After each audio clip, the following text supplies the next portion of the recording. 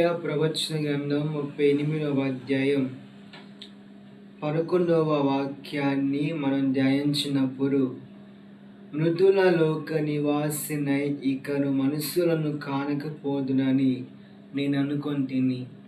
ప్రియమైన దేవుని సంగమా, ఈ వాక్యాన్ని మనం బహుగా పరిశీలించినప్పుడు, హిజ్కియా రాజుగారికి మరణకరమైన వ్యాధి రావటం వలన దేవుడు అతని యొక్క కన్నీళ్ళ ప్రార్థన ఆలకించి హిజ్కియా రాజుగారికి ఒక 15 సంవత్సరాలు దేవుని యొక్క ఆయుస్సు పొడిగేయటం జరిగింది. వాక్యం ఆధారంగా మనం గమనించినప్పుడు మన జీవితాల్లో కూడా చనిపోదామేమో అనుకుంటాం, ఇక బతకవేమో అనుకుంటాం. నిరాశ చెందిన సందర్భాల్లో ఎన్నో ఉన్నాయి. నిరాశ చెందిన ఆశలను ఆవిరైపోయిన పరిస్థితులు ఎన్నో ఉన్నాయి.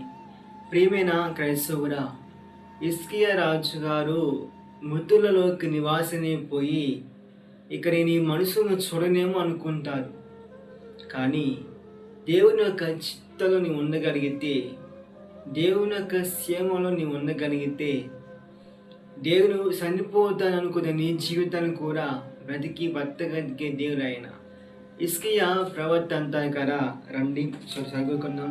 19 వాక్యం ధ్యానించినప్పుడు, సజీవులే కానీ స్తుతించుదురు, ఈ దినంలో నేను సజీవులనే నేను స్తుతించున్నాను అని రాయబడింది.